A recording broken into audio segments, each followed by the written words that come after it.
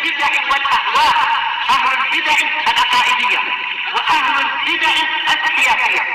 أنا أقول بيننا وبينكم السلف، بيننا وبينكم الكتب، كان فيقول البدع بيننا وبينكم السلف. الحمد لله رب العالمين، والصلاة والسلام على رسوله الأمين وعلى آله وأصحابه أجمعين، أما بعد. Ikhwani fillah rahimani wa rahimakumullah. Kita masih pada kaidah yang keempat dari kaidah-kaidah berhubungan dengan dalil-dalil nas asma wa sifat, yaitu bahwasanya zahir dari nas tentang asma wa sifat itu adalah makna-makna yang muncul di benak kita ketika mendengar atau membaca dalil-dalil tersebut. Dan makna yang muncul tersebut tentunya berbeda sesuai dengan konteks dan apa-apa yang dikaitkan dengannya. Nah, dan ini penting akhwanillah untuk membantah siapa? Indahnya Alif Ahlul Majaz. Ya. Nah, untuk membantah Ahlul Majaz. Nah, mereka-mereka yang mengatakan bahwasanya zahir dari suatu nas akhwanillah tayyib itu ada yang hakikah, ada yang majaz.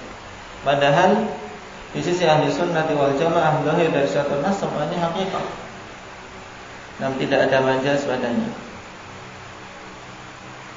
Dan manusia ketika mensikapi zahir dari suatu nas-nas tentang sifat-sifat, mereka terbagi menjadi 3 golongan. Golongan yang pertama, Mbak Umar,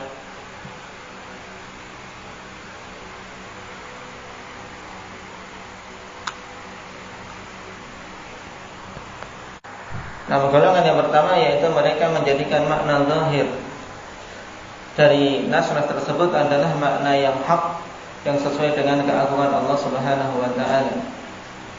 Dan mereka menetapkan penunjukan makna tersebut, tidak mengubah-ubahnya.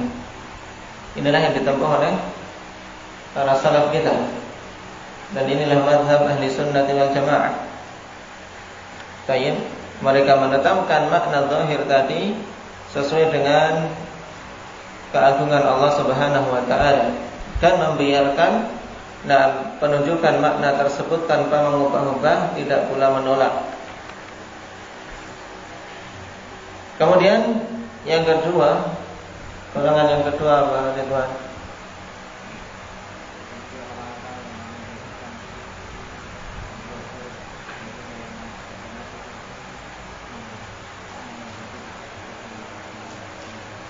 Mana batil tersebut apa? Mana batil yang mereka munculkan apa?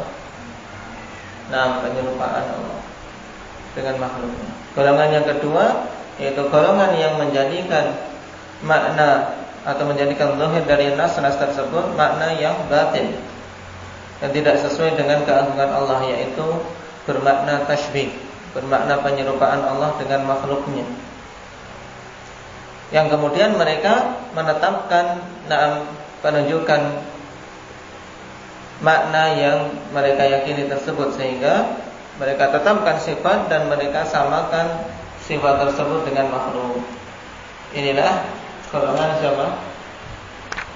Ahlu tashbih, al-musyabbihah atau al-mumatsilah. Golongan yang ketiga apa? Zakaria.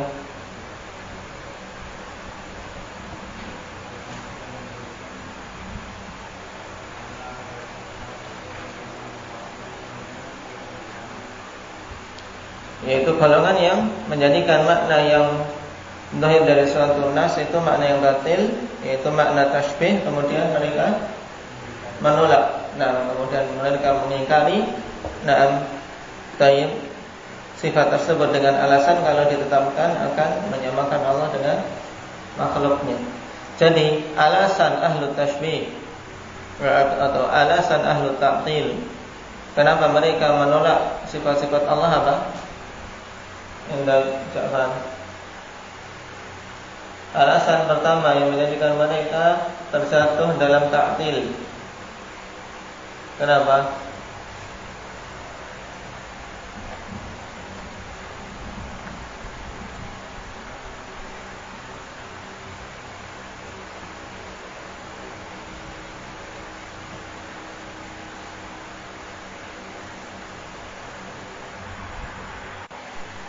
Nah, karena mereka pada asalnya sudah menyamakan makna yang terkandung dalam nas-nas tersebut al-fanifillah dengan apa? Dengan makna tashbih. Itu mereka serupakan Allah Subhanahu wa taala dengan makhluknya dulu, kemudian mereka terjatuh dalam ta'til dengan alasan agar bisa selamat dari tashbih. Paham sampai di sini nih? Hah? Paham, Ahmad? Baik, sekarang kita baca penjelasan tentang batilnya mazhab ahli ta'til. Qala Syekh Ibnu Utsaimin rahimahullah ta'ala, wa madhhabuhum batilun min wujuh. Dan mazhab mereka yaitu ahli ta'til batil dari berbagai macam sisi. Tayyib ahadiha, yang pertama, annahu jinayatun 'ala an-nususi haitsu ja'aluha dalatan 'ala ma'nan batil ghairi la'iqin billahi wa la muradin lah. Yang pertama, bahwasanya ini merupakan bentuk kejahatan atas nas-nas syariat. Nah, mereka berbuat kejahatan, berbuat kezaliman terhadap nas-nas tentang asma maupun sifat. Kenapa? Haitsu ja'aluha dalatan 'ala ma'nan batil. Ya, di mana mereka menjadikan nas-nas tersebut menunjukkan atas suatu makna yang batil. Nah, ini kan tentunya kejahatan. Bagaimana mungkin sesuatu yang datang dari Allah dan Rasulnya kok dibawa kepada makna yang batin, yang tidak sesuai dengan keagungan Allah dan tidak pula dikehendaki oleh Allah Subhanahu wa taala. Nah, ini jelas merupakan bentuk jinayah. Nah, merupakan bentuk kejahatan terhadap nas. Al-wajh tsani, sisi yang kedua, annahu sarfun li kalamillahi ta'ala wa kalami rasulih sallallahu alaihi wasallam an zahiri. Yang kedua, bahwasanya perbuatan tersebut merupakan bentuk pemalingan, ya, kalam Allah dan kalam Rasulnya dari zahirnya. Itu memalingkan kalam Allah dan kalam Rasulullah sallallahu alaihi wasallam dari zahir yang ada. Wallahu ta'ala khataban nasa bilisanin arabiyyin mubin. Dalam keadaan Allah mengajak bicara manusia dengan bahasa Arab yang jelas. Untuk apa? Liya'qilul kalama wa yafhamuhu ala ma yaqtadihi hadzal lisanul arabi. Allah berbicara dengan bahasa Arab yang jelas agar apa? Manusia memahami kalam tersebut dan memikirkannya sesuai dengan konsekuensi kaidah-kaidah bahasa Arab. Jadi karena Al-Quran ikhwanifillah turun dengan bahasa Arab, ya kita memahaminya sesuai dengan kaidah bahasa Arab. Jangan memahami Al-Quran dengan kaidah bahasa Indonesia, yang tidak akan nyambung. Nah, tapi pahami dengan kaidah bahasa Arab. Wan Nabi sallallahu alaihi wasallam khatabahum bi afsahi lisanil bashar. Dan Nabi sallallahu alaihi wasallam juga beliau mengajak bicara para sahabat dan umat ini dengan sefasih-fasihnya bahasa manusia. Dan karena beliau diberi jawami'ul kalim, dan diberi apa kefasihan dalam mengucapkan. Fawajaba hamlu kalamillahi wa rasulihi ala zahirihi al-mafhumi bidzalika al-lisanil arabi. Maka wajib untuk membawa kalamullah dan kalam Rasulnya dan sesuai dengan zahir yang dipahami berdasarkan kaidah-kaidah bahasa Arab. Ghaira annahu yajibu an yusana 'an at-taqyif wa at-tamthil fi haqqillah azza wa jalla. Hanya saja wajib untuk dijaga dalam menetapkan makna yang zahir tersebut dari apa? Dari takyif dan tamthil pada hak Allah Subhanahu wa taala. Ketika kita menetapkan sifat mendengar, menetapkan sifat murka, tentunya kita tidak boleh membagaimanakan pendengaran Allah, kemudian membagaimanakan kemurkaan Allah, atau menyamakan. Ketika kita menetapkan sifat tangan, menyamakan tangan Allah dengan tangan makhluk, ini semuanya harus dijauhi. Tapi tetap kita menetapkan makna yang zahir dari apa? Dari sifat tadi. Tangan ya tangan. Tidak kita ubah kepada makna yang lain. Baik. Kemudian sisi yang ketiga, al-wajh ats-tsalits, anna sarfa kalamillahi wa rasulihi an zahirihi ila ma'nan yukhalifu qaulun 'ala Allah bila ilmin wa huwa muharram. Bahwasanya malingkan kalam Allah dan kalam Rasulnya dari zahirnya menuju kepada makna yang menyelisihi zahir, itu adalah perkataan atas nama Allah tanpa ilmu, dan itu merupakan perkara yang diharamkan. Ya. Ini sisi yang ketiga. Sisi yang ketiga, seorang memalingkan kalam Allah dari zahirnya khalifillah. Berarti apa? Dia berbicara atas nama Allah tanpa ilmu, dan ini perkara yang diharamkan. Liqaulihi ta'ala, qul innama harrama rabbiyal fawahisha ma dhahara minha wa ma batan wal ithma wal baghya bighairil haqq wa an tusyriku billahi ma lam yunzil bihi sultana wa an taqulu 'ala Allahi ma la ta'lamun. Katakan wahai Nabi, hanyalah yang telah Rabbku haramkan, yaitu perkara-perkara yang kecil. Al-fawahish, perkara-perkara yang kecil, yaitu kemaksiatan yang sangat buruk akibatnya baik di dunia maupun akhirat, baik yang nampak maupun yang tersembunyi. Demikian pula dosa dan perbuatan zalim tanpa hak, dan menyekutukan Allah dengan perkara-perkara yang tidak Allah Subhanahu wa taala turunkan ilmu tentangnya. Dan yang terakhir yang disebutkan di sini, wa an taqulu 'ala Allahi ma la ta'lamun.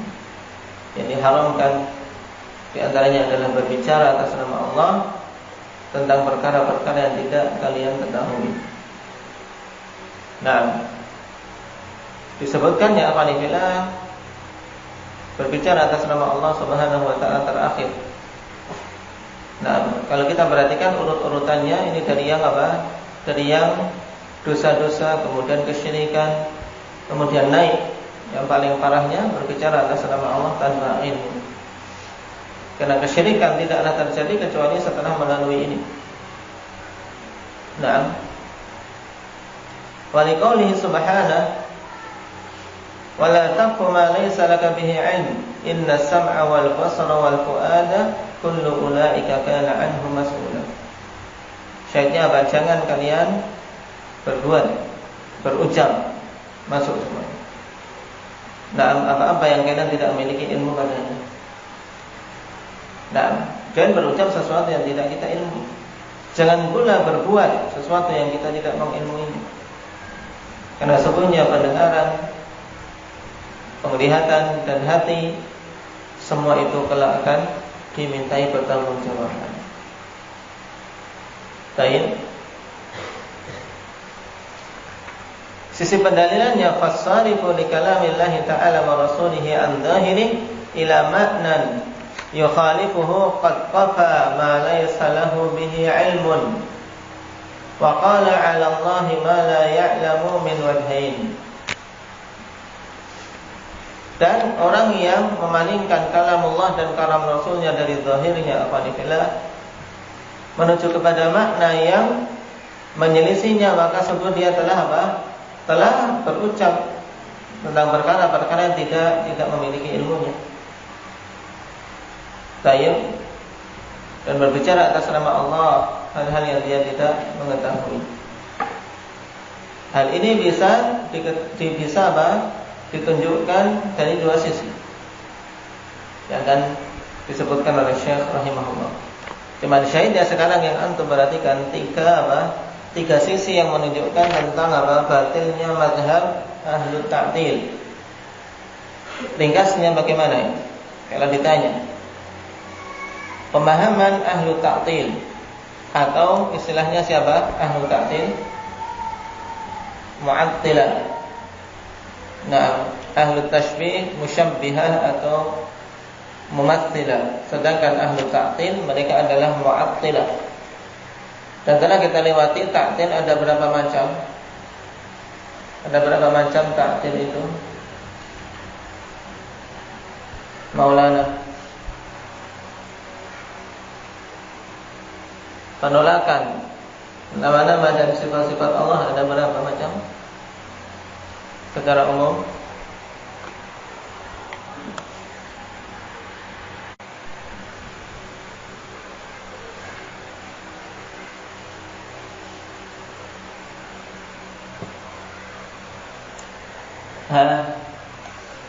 Irban.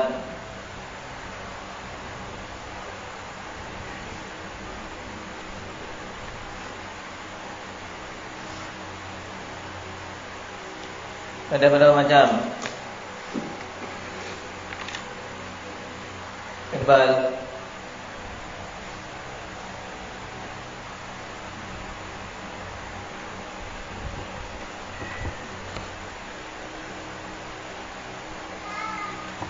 Pasha. Kedua yaitu apa?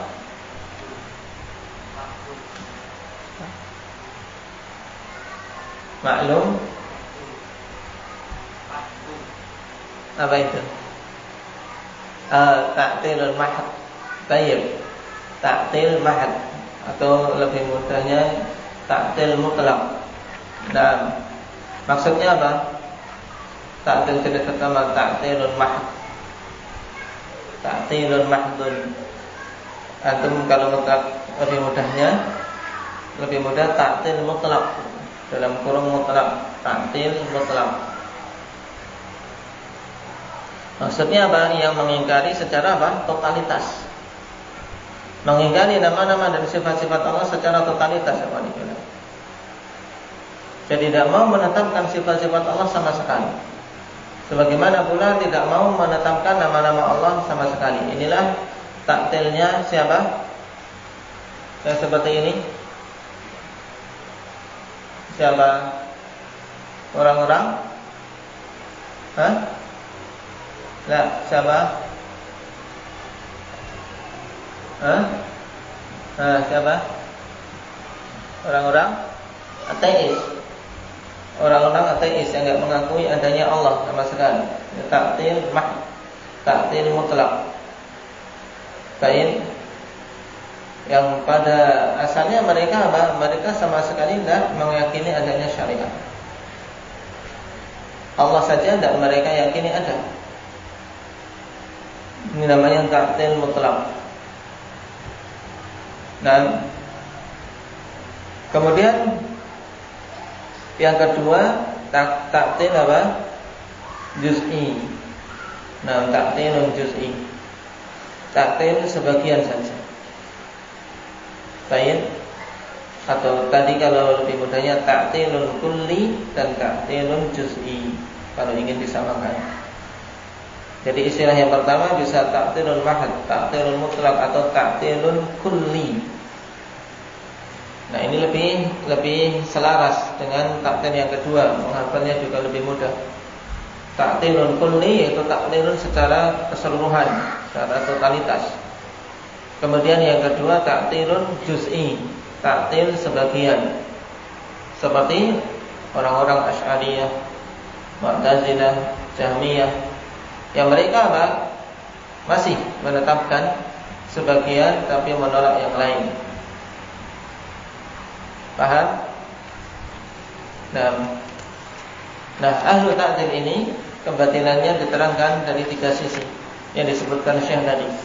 Ringkasnya bagaimana ringkasnya? Yang disebutkan oleh Syekh Ibnu Utsaimin rahimahullah. Gimana Rifki coba?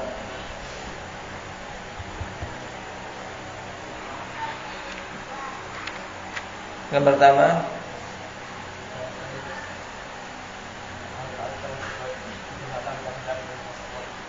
ahlu ta'til mereka telah berbuat kejahatan terhadap nas-nas Al-Quran maupun As-Sunnah. Kenapa?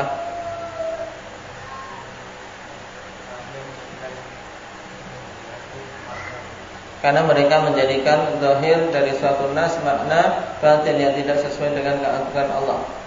Baik. Yang kedua, apa? Ahmad.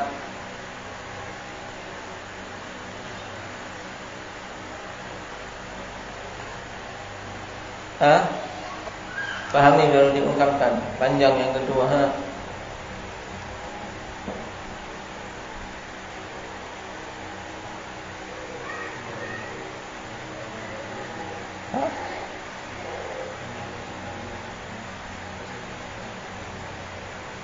Gimana? Terangkan kebatilan mereka.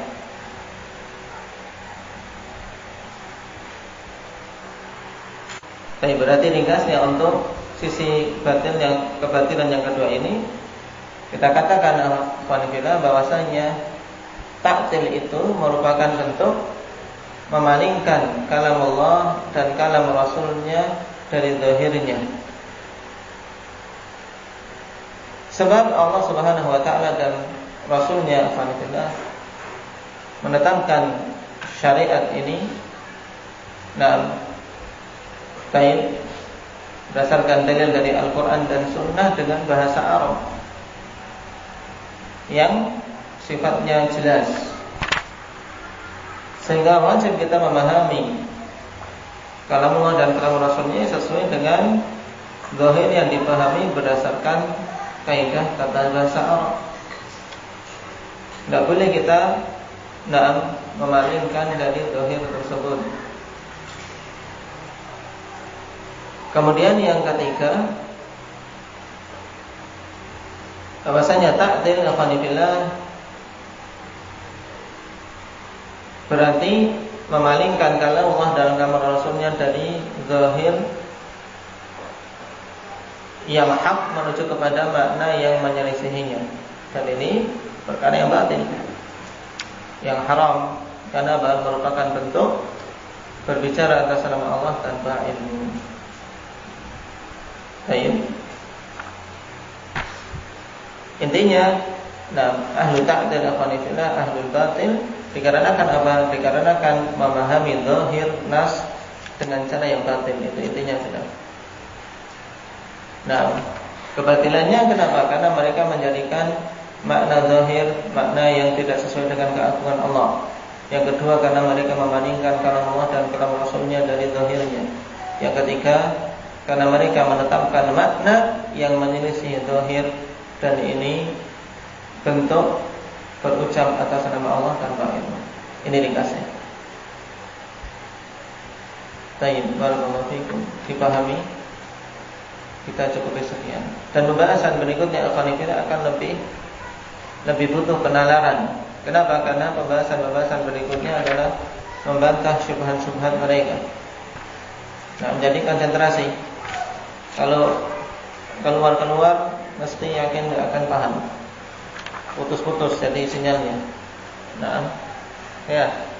Jadi pahami dengan baik. Apalagi nanti pada fase yang keempat, berhubungan dengan syubhat serta jawaban-jawabannya. Ini pembahasan yang butuh betul-betul penalaran yang baik untuk bisa memahami syubhat dan memahami jawaban.